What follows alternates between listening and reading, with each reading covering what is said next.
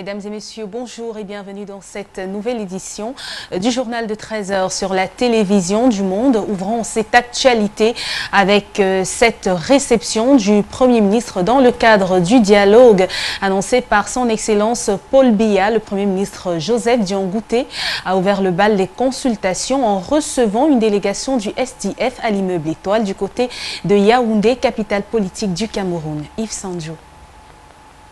C'est une véritable course contre la montre qu'a engagé le régime de Yaoundé. Moins de 48 heures après le discours du président de la République Paul Biya, l'horloge tourne contre le système et l'heure est grave. Chef de l'État Paul Biya a donc désigné pour conduire le grand dialogue national afin d'examiner les voies et moyens pour répondre aux aspirations profondes des populations du nord-ouest et du sud-ouest du Cameroun. Le Premier ministre Joseph Dion Ngouté qui s'est rapidement mis à l'œuvre en ouvrant les premières consultations en prélude à l'échéance de la fin de ce mois en cours. Le patron de l'immeuble Étoile, présenté comme l'homme clé de ce dialogue national inclusif et présenté par les observateurs avertis comme un début de thérapie à la crise qui secoue les régions anglophones, a reçu une forte délégation du Social-Démocratique Front, conduit par l'honorable Joshua Ossi, son premier vice-président. Nous avons parlé de la forme de ce dialogue qui est très important pour nous aussi, et à ce sujet, le Premier ministre qui présidera ce dialogue nous a donné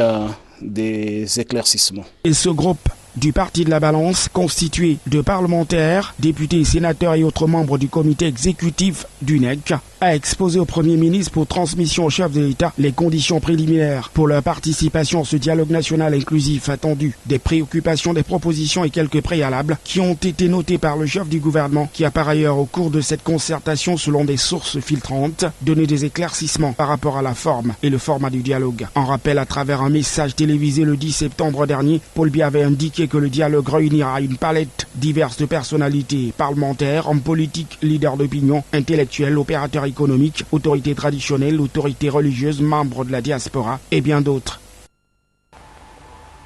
En éducation, la ministre des Enseignements secondaires, Pauline Nalova-Ilionga, voilà, a donc fait le tour du propriétaire dans plusieurs établissements de Douala pour s'enquérir des différentes difficultés rencontrées non seulement par les enseignants et les élèves afin de trouver des perspectives. Reportage Frédéric Moutomé, Étienne Monté.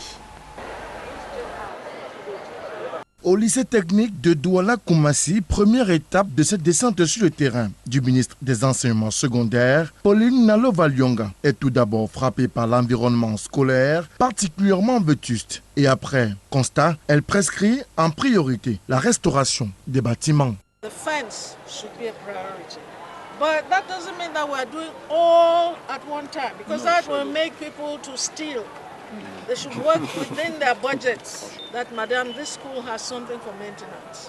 Au-delà des bâtiments qui datent d'une certaine époque et de l'insalubrité criarde, ici, Pauline Nalova-Ilionga, qui s'est également rendue dans les ateliers, est surprise par la sous-exploitation de ces équipements disponibles et même de la non-maîtrise par certains enseignants, d'où la mauvaise qualité de l'apprentissage dispensé aux élèves des classes correspondantes. Did you know that it wasn't working?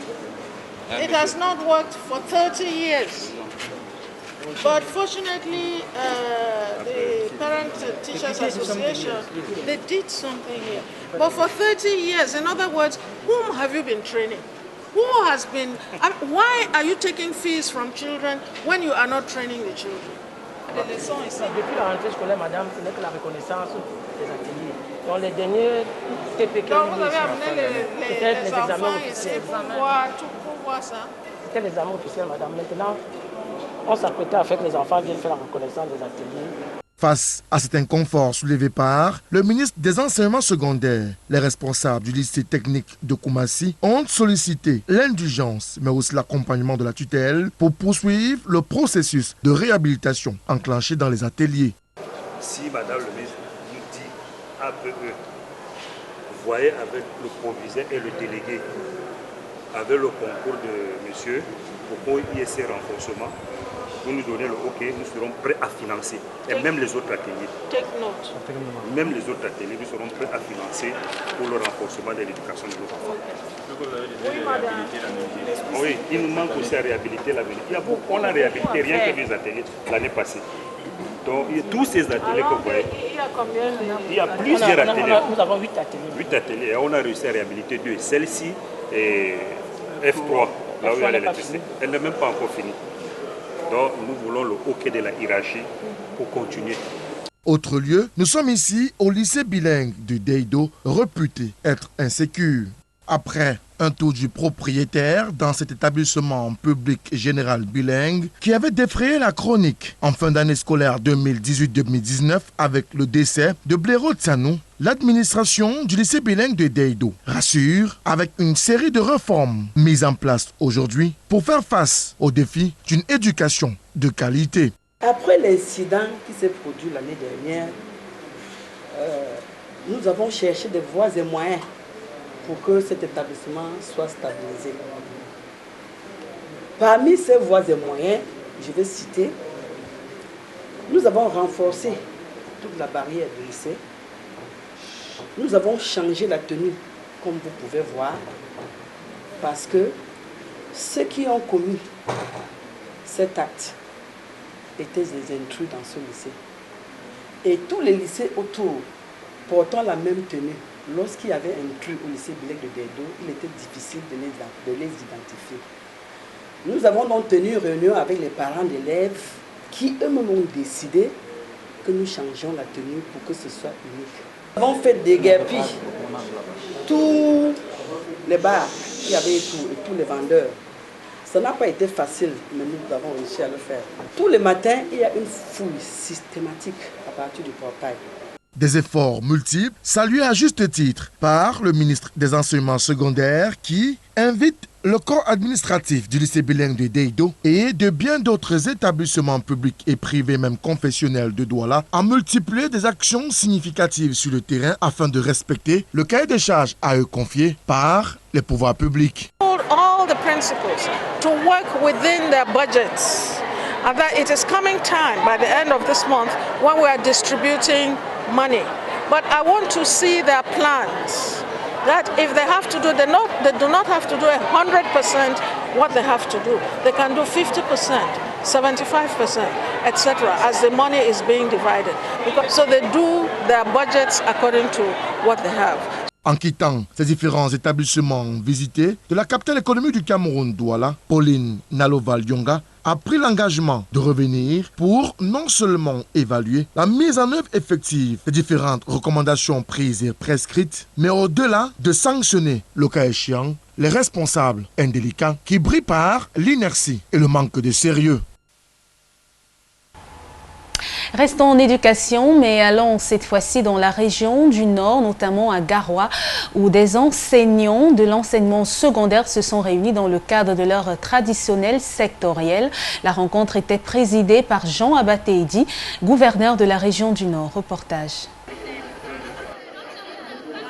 Sectoriel pour les enseignements secondaires du Nord Cameroun. Garoua accueille les travaux. Autour du gouverneur, les enseignants font le bilan de l'année scolaire 2018-2019. Un préalable qui permet de relever les ratés, les améliorer et donner les directives à suivre pour la nouvelle année scolaire. Il n'y a pas besoin d'aller nécessairement dans des grandes boutiques hors du pays pour s'habiller.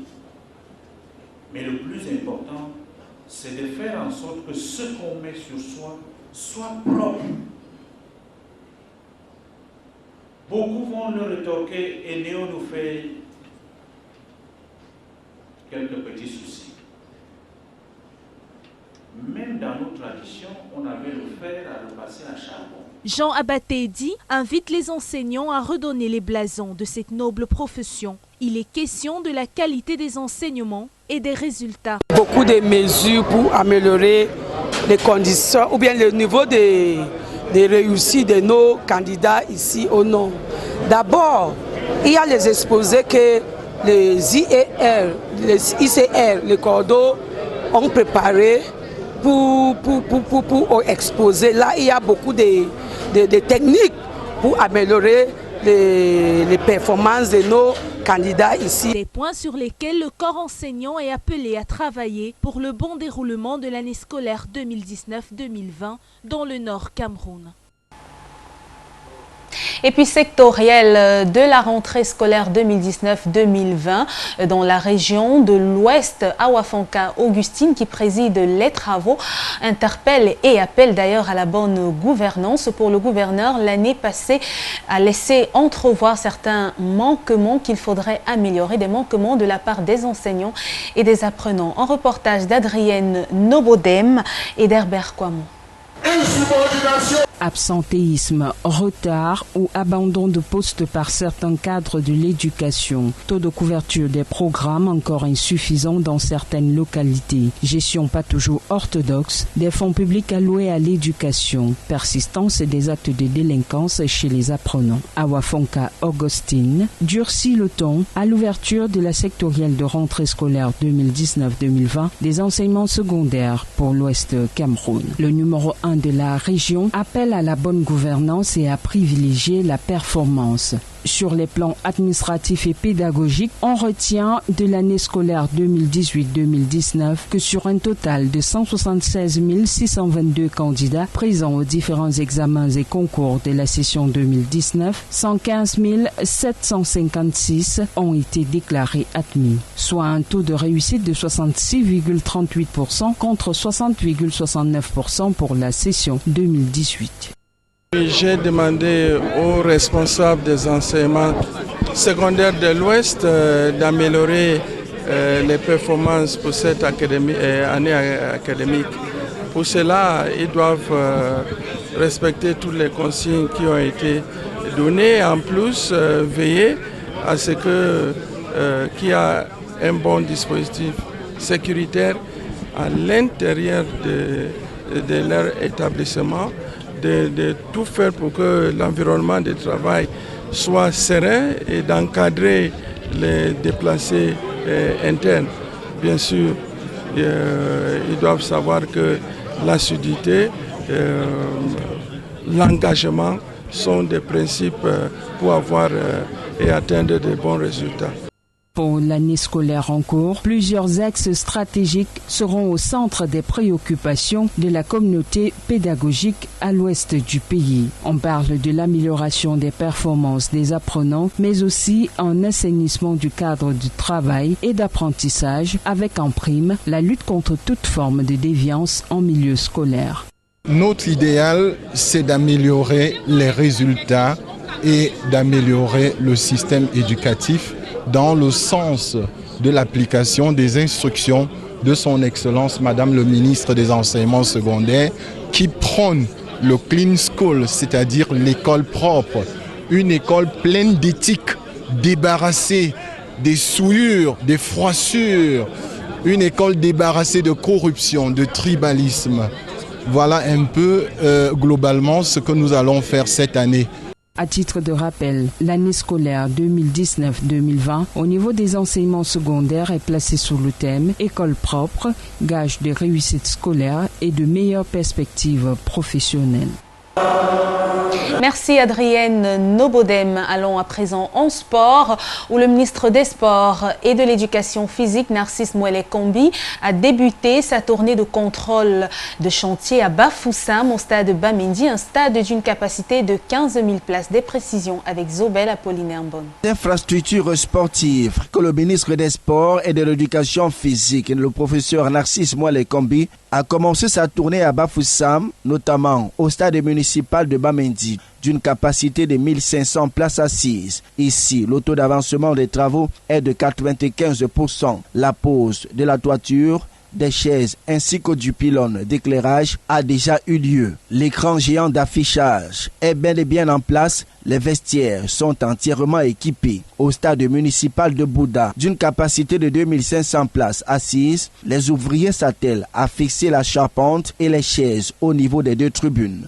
Reste l'aménagement des emprises du stade et des parkings. Le stade Omnisport de Bafoussam et son annexe sont fin prêts pour accueillir les compétitions. Pour ce qui est des infrastructures routières, il y a encore du travail à faire sur plusieurs tronçons. L'inquiétude véritable se pose sur la route reliant Bafoussam à Bandjoun partant de Kwekong, longue de 22 km et qui, à cause de la falaise, affiche un taux de réalisation de moins de 50% pour une consommation des délais à 90%.